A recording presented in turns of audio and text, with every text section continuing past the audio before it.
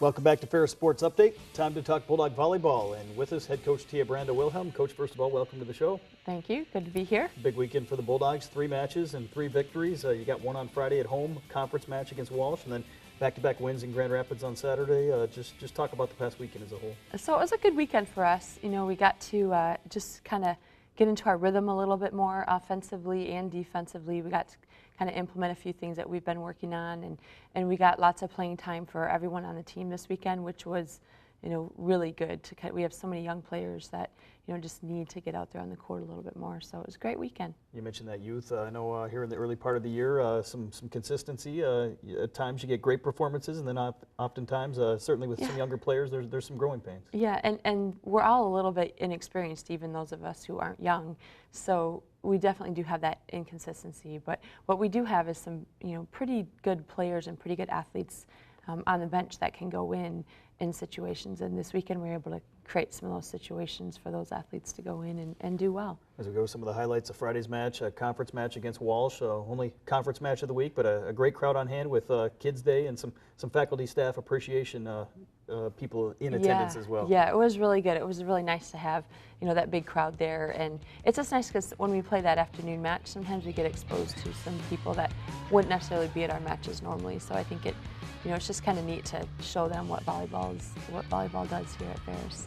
Competitive first set here at the Ava Sports Arena, and then the Bulldogs certainly take control. You win 3-0. What were some keys here in this match?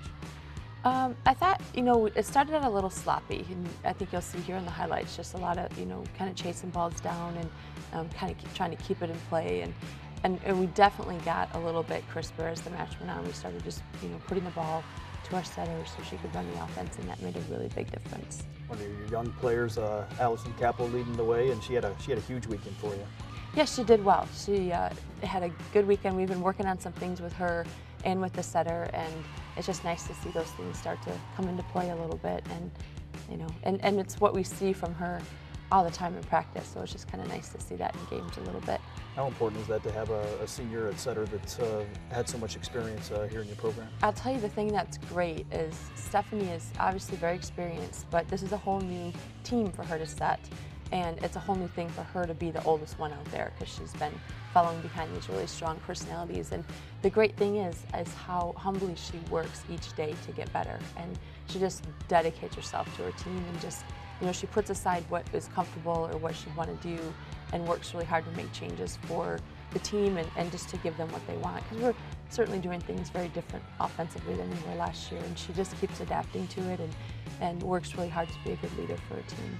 Had some great balance here early in the year, and any given match, anybody could be leading you in kills in terms of some of the players that you put on the floor. Yeah, that's great, and it's scary too. I think you'd over time want to kind of know that these players are going to be there for you night after night, but it is nice to know that we can switch it up and players do well, and we have that kind of balance, so if one thing's not working, we can kind of turn to something else. A 3-0 win over Walsh at home on Friday. Then you went to Grand Rapids on Saturday and took on 2 non-conference opponents, Olivet Nazarene, a 3-0 win, and then Davenport, a future GLIAC school, 3-1. Talk about those 2 matches. You know, I thought we were really crisp against Olivet Nazarene. Our serving and our passing was, so that was really nice to see.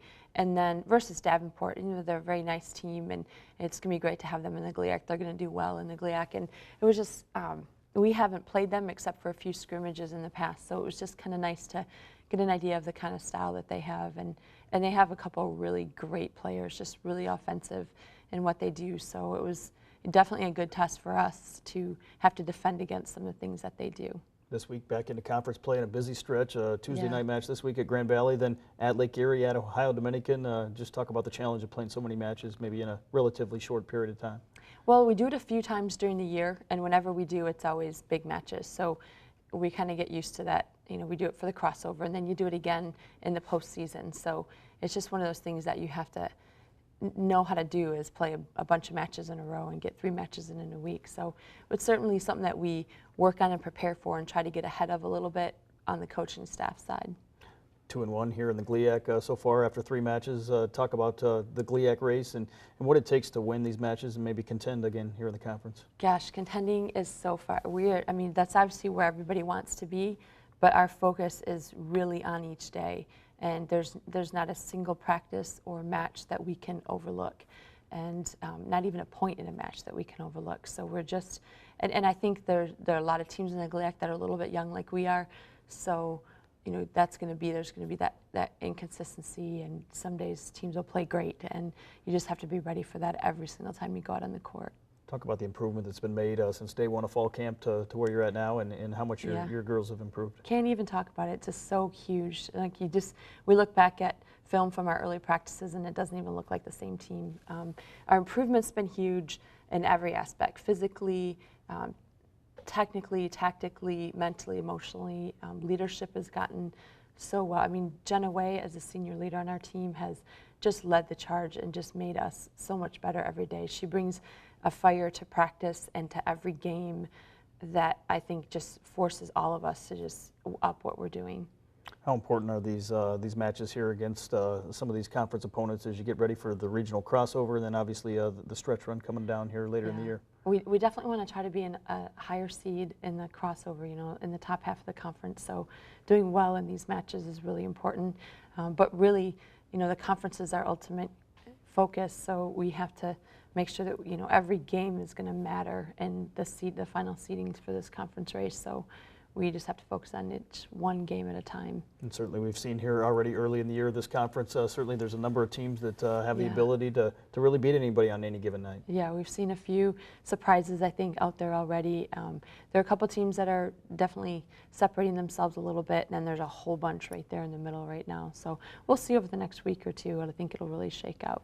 What have been some of the strengths of your team here in terms of what you've been able to do on the floor here in the first half of the season? It varies by the night, for sure. I think we're consistently learning that we are a tenacious team. We don't necessarily get down.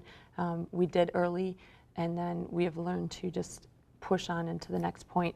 I think our leadership has been great. Our seniors have been fantastic, and Katie Plasek as a captain, and they have been, so no matter what part of our game is not great or is good or whatever, they consistently keep us focused and moving forward and taking advantage of whatever it is that we have that night. 3 matches on the road this week, then back at home next week for a couple matches, yes. And always a treat to play in front of the home fans. Can't wait to play at home. Yeah, it is great to play here and to have our home crowd, and to be here for a whole weekend will be exciting. And Coach, best of luck to the Bulldogs as you travel to Ohio this week, and busy stretch here, but best of luck as the Bulldogs try to come back with some wins. Thank you. That's going to do it for another episode of Ferris Sports Update. Reminder, you can follow all the action and get all the information online at ferrisstatebulldogs.com. Have a great week.